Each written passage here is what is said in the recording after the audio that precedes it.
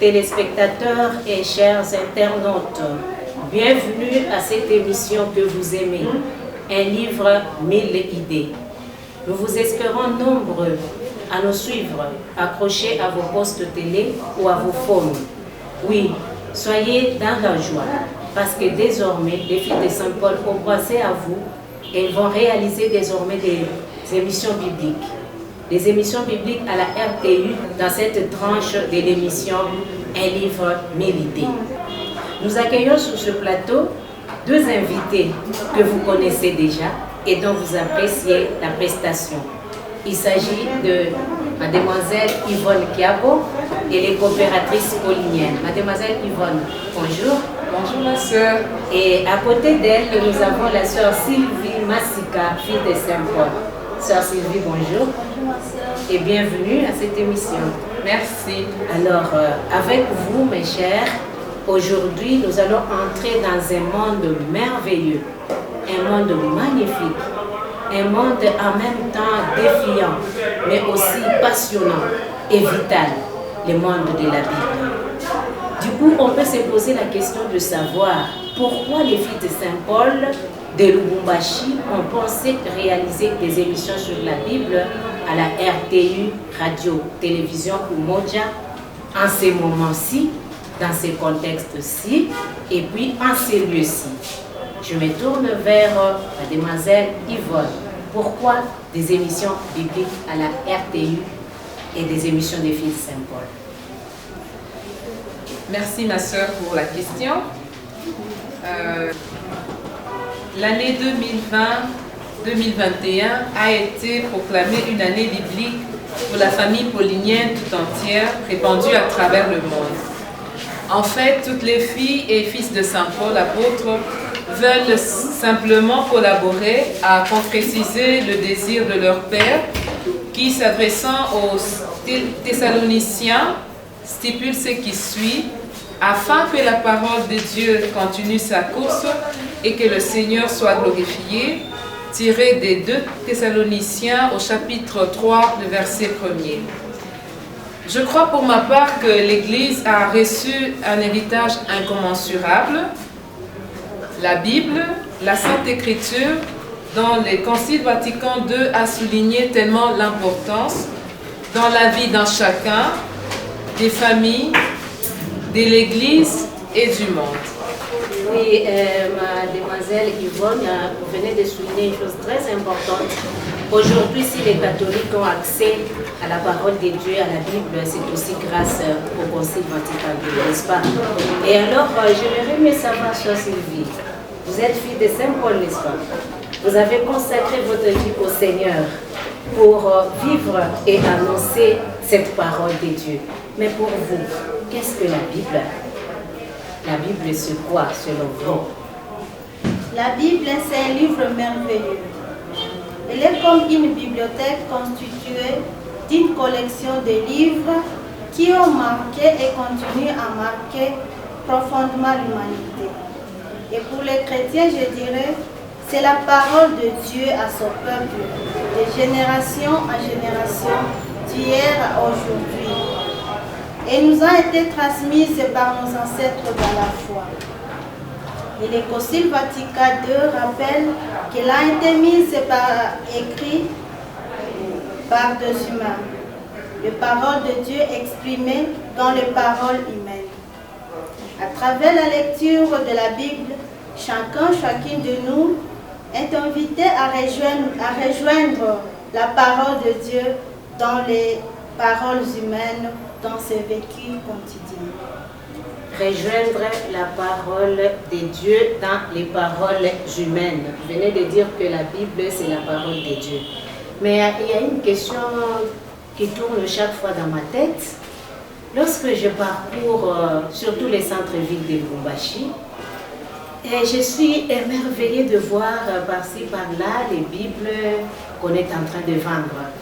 En même temps, je suis tiquée, parce que des fois, je vois ces Bibles-là sont vendues à même les sols, comme si la Bible était un livre quelconque, un livre comme tant d'autres. Alors, j'aimerais mieux savoir.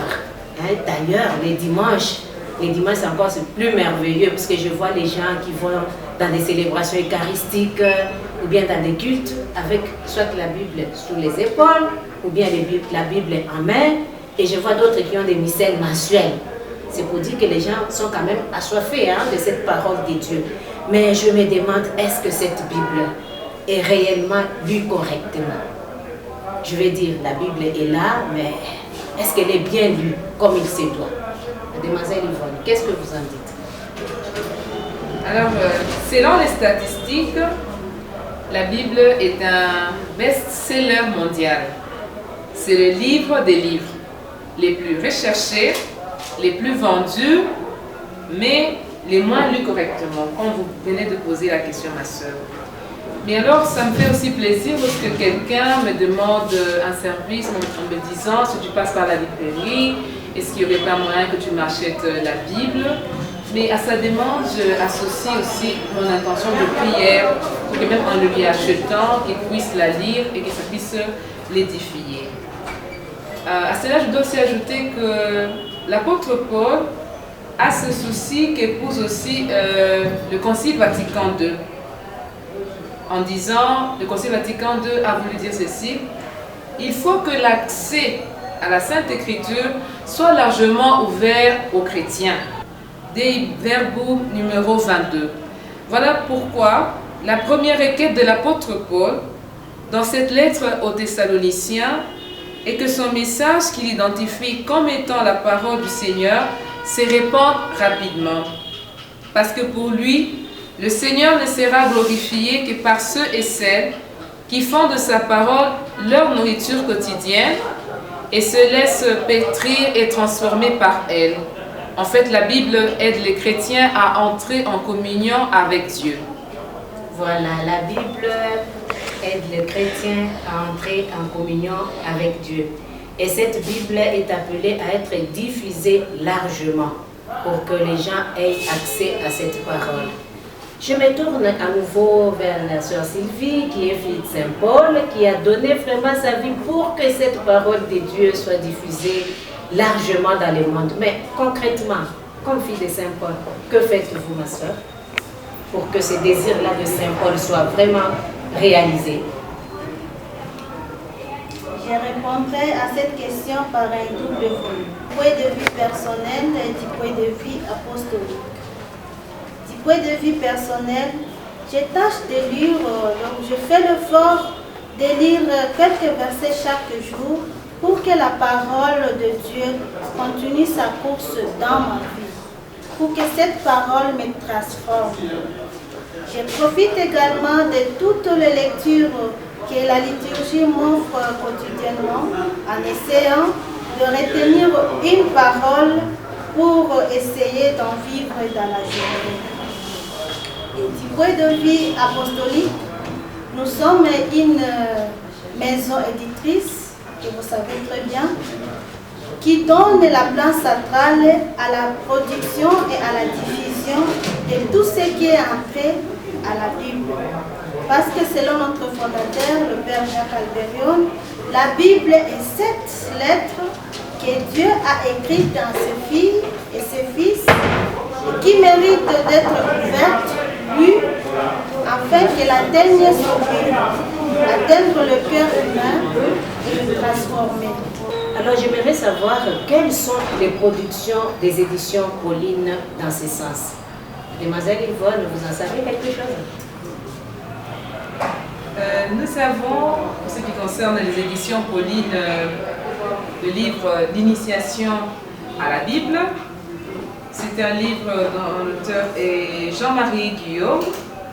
Ce livre, il a pour but de faire entrer le lecteur dans le contexte biblique pour qu'il se sente à l'aise, qu'il aborde la lecture de façon systématique, qu'il puisse en retirer de nombreux fruits pour sa vie personnelle. Nous avons aussi la collection de récits bibliques pour enfants.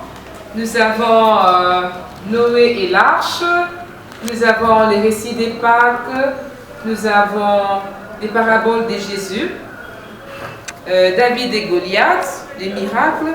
Il y a aussi des livres des commentaires bibliques tels que Partager partager et vivre l'Évangile.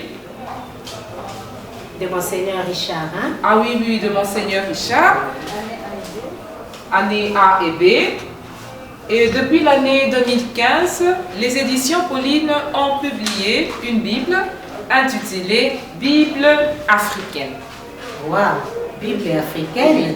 Toujours dans le souci, ma sœur, que la parole de Dieu soit connue, lue et vécue. Waouh. Alors, si j'ai bien compris, moi, je suis très curieuse. Donc, les Africains, désormais, ont leur Bible à eux. Qu'est-ce que c'est cette Bible africaine? Qu'est-ce qui fait son originalité? Qu'est-ce qui fait sa richesse? J'aimerais mieux savoir ça, Sylvie. C'est comment la Bible africaine, c'est-à-dire les Africains, désormais, ont seulement leur Bible à eux. Et les Européens, leur Bible. Les Asiatiques, leur Bible. C'est ça. J'aimerais mieux comprendre davantage la Bible africaine, c'est-à-dire quoi? En quoi est-elle africaine? Bon, je vais commencer à dire les Africains, d'abord, ils n'ont pas leur Bible à eux. Hein? Il est d'abord nécessaire de préciser que les textes bibliques de la Bible africaine est celui de la Bible Tob. Donc, les gens qui cherchent la Bible Tob, n'hésitez pas de prendre la Bible africaine. Parce que, comme vous le savez mieux que moi, depuis les canons des Écritures, c'est-à-dire la liste officielle et normative des livres acceptés comme Écriture sainte, on ne touche pas au texte de la Bible. Il y a certes différentes traditions de la Bible, mais le fond reste le même. Ce qui est à savoir de la Bible africaine, la Bible africaine comprend l'Ancien et le Nouveau Testament, traduit des textes originaux. Donc, elle peut être comptée parmi les versions valables et acceptées que l'Église accueille dans sa sollicitude maternelle, comme l'encourage dans le livre Dei Verbum, la révélation divine. Voilà. Donc, c'est une Bible valable. D'ailleurs, elle est approuvée par l'Église, n'est-ce pas? Parce que moi, je vois poser là-dedans l'imprimatur de quelqu'un de l'autorité de l'Église. Et j'aimerais bien savoir, ma soeur, sa plus grande richesse, c'est quoi même?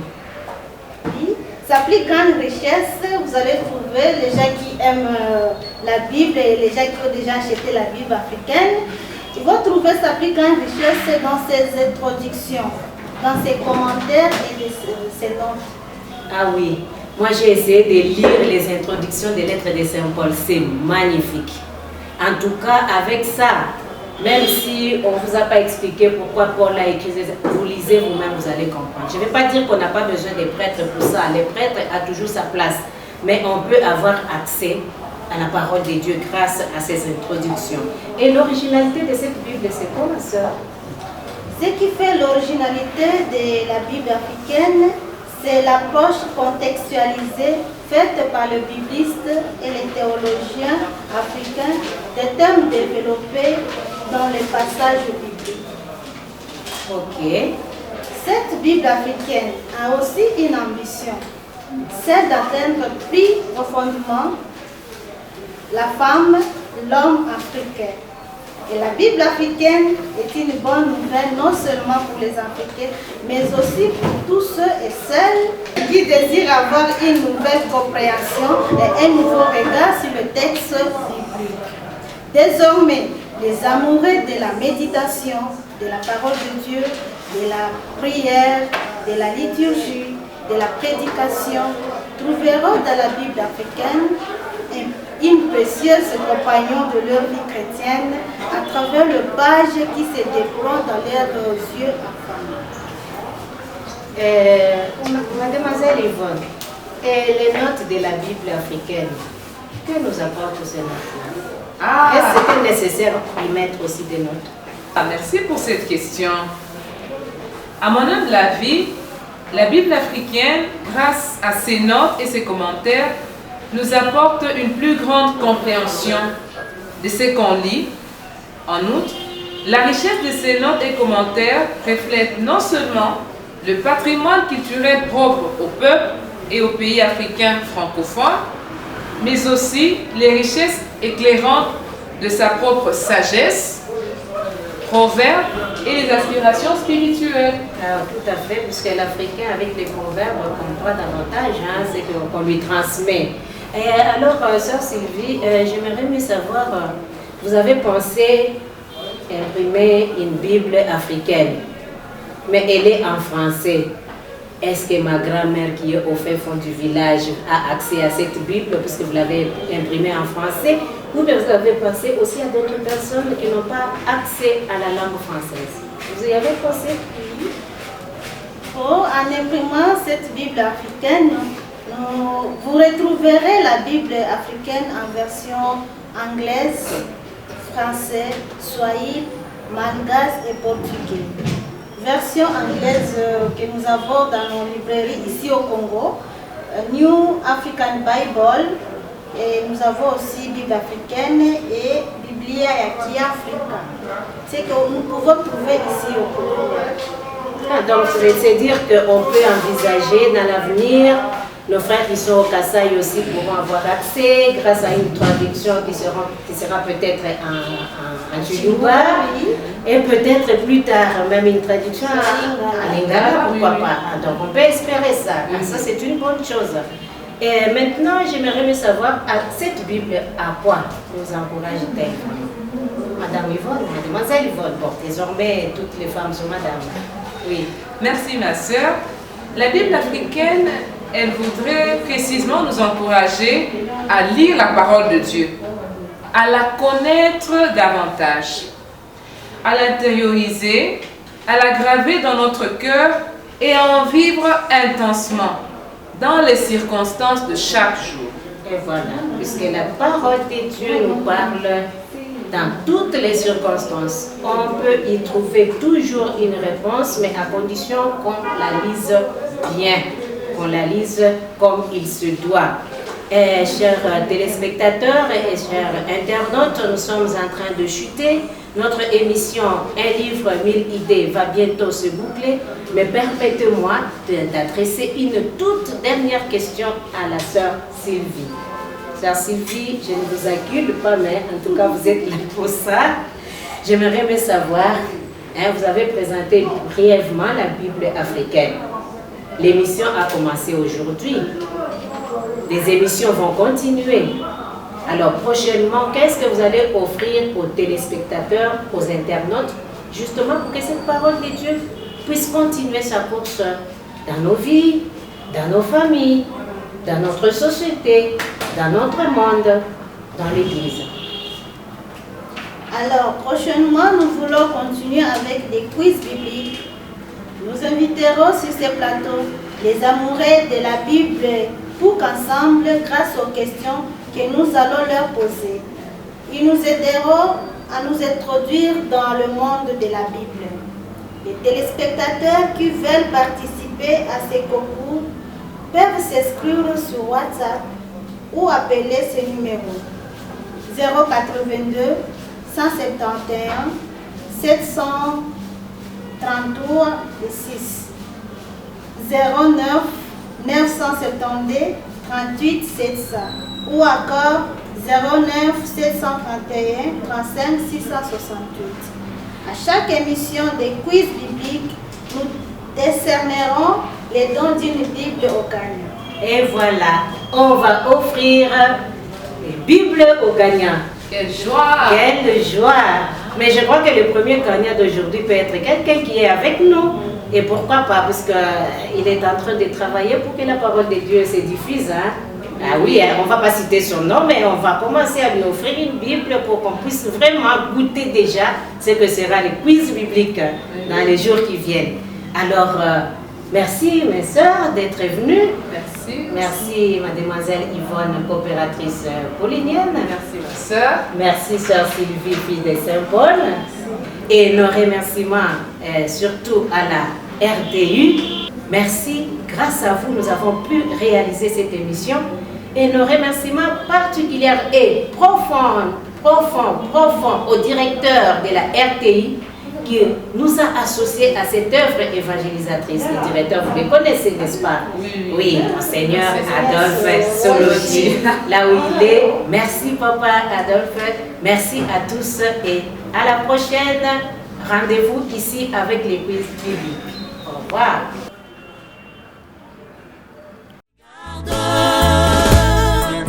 Je te dirai ce que tu deviens.